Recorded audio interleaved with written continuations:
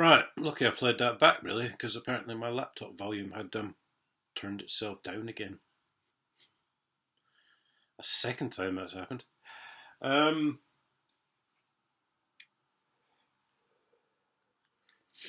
the last one was quite a few months ago, but I didn't really even notice at the time, so I just put it up, and everyone went, "Oh, you've been really quiet." Um, right, it's March the 21st. I think Nicola has deemed that we shouldn't have to wear face masks in Scotland anymore. Um, so I think I can wait 3 weeks for a haircut.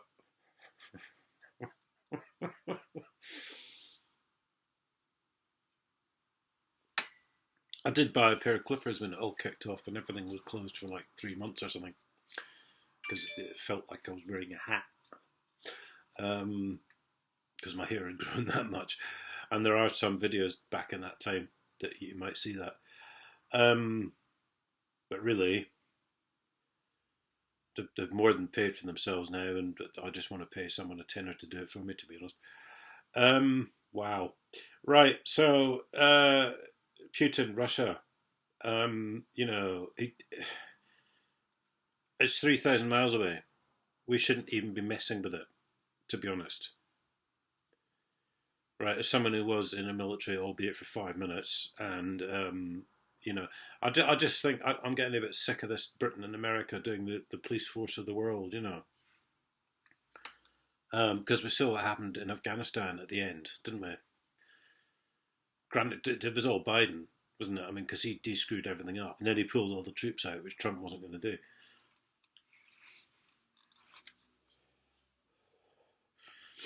Biden missed a deadline, and Trump was going to leave a standing army of 8,000 personnel there, I think it was. So, we constantly go and do this. And I've seen a lot of footage on BBC. Obviously, everyone has. And, well, I tend to watch BBC, mostly for the giggles. But, Sky and everyone else, ITV, they've all been putting out the same stuff. I've seen supposedly Ukraine civilians fighting off the Russians, but if you zoom in a bit closer on the picture, they've actually got wooden rifles. So I don't know what they're doing.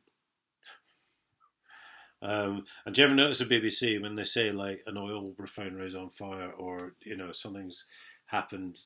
There's always sort of a building in the way or there's trees. You can't quite see the actual sort of supposed impact zone, can you? I mean, I'm not saying these things haven't happened, but I think quite a lot of them haven't, to be fair. There was a cracking one this morning. This woman, BBC News reporter, was sort of standing on this pile of rubble, as it were, making out, oh, this is what Ukrainians woke up to, she said. And it looked like this pile of rubble extended up to these shops behind her. But when you actually sort of paused the picture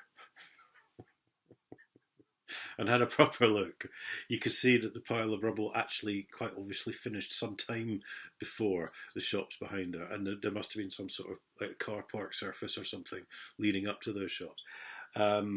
Because I'll tell you for why. The first thing I noticed was that none of the shop windows were broken, and there was a cafe there and something else, And I thought, well, if an explosion had gone off or a shell had come in and that building had been demolished, whatever that thing was, it had been demolished that close to the shops, all of those glass windows would have been broken because of the impact and the sort of surrounding carnage, and none of those shop windows are broken. So that was a lie. And they're just trying to make stuff look like it's happening when it's not. I mean, it's just wow.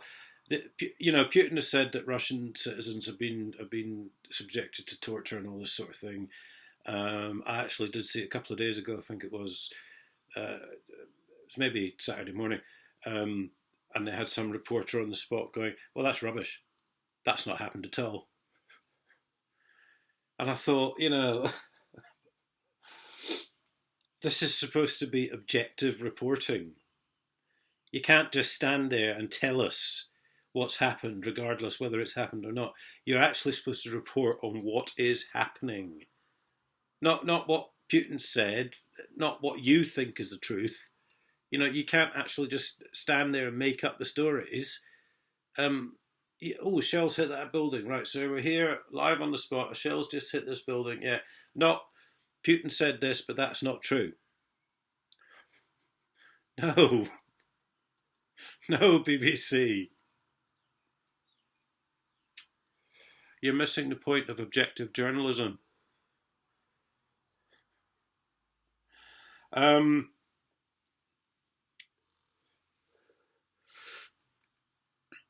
you know what really scares me is that I think the Russians don't scare me. Putin doesn't scare me. Putin, as some of you will probably know, is a martial artist. He's a black belt in judo. He's actually reputedly good friends with Steven Seagal and Chuck Norris, who over the years or previous years, have travelled to Russia for martial arts tournaments. No, they don't scare me. The Russians don't. It's this reaction of the West, Biden and Johnson and all the rest of them. Now, it appears to me they want a war. That's the only thing I can glean from all this fake news reporting, which is so obviously fake news.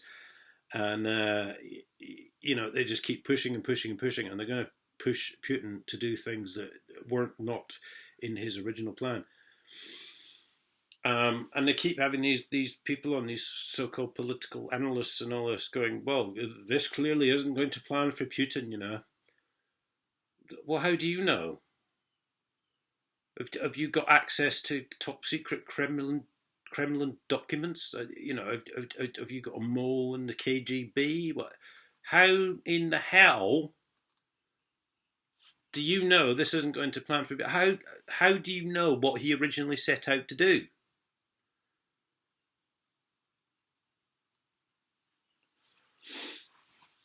And I heard this morning,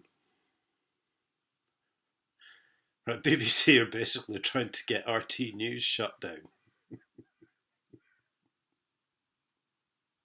Oh, they wouldn't do it. No, but they've been reported to the watchdog. And we all know how effective those complaints are, don't we? In the normal run of things. They're trying to get. I just feel flattered, guys. Actually, because the British government's been trying to shut down my YouTube channel for years. Now you'd ask, right? If they wanted to do that, they could just pull the plug. Okay, fair enough. But no, they can't, because they've taken off my advertising. I've seen, you've maybe seen the video where they emailed me and said, we're not sure if you're over 18 or not, so we've done this. Well, did you not just think to press play on a video? So they can't really. They've been doing their best to minimise the views, and I've previously had a video trending which was saying cut to nothing. So the trouble is they can't just pull the plug, because why would they pull the plug on the channel according to them that gets so little views? No, that doesn't make sense. So they've hacked me and hacked me and hacked me, and now they're sitting there thinking, well, what can we do now? We can't do anything. He keeps broadcasting. We can't shut him down, because according to us, he gets bugger all views. So anything he says wouldn't be making a difference. And this is exactly the same philosophy they use in dealing with things like Putin. And call it an invasion, call it a coup, call it whatever you want. It doesn't really matter. Although it does matter to trollers, who I wound right up on Twitter the other day by saying it was a military coup. Thursday I think it was. God, I was on Twitter all day. It was great.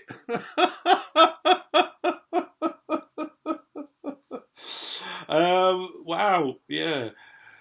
Yeah, really, just stop it. Biden, Johnson, the rest of you. Just stop it. Really, we're not the world's police force. It's got nothing to do with us. Okay?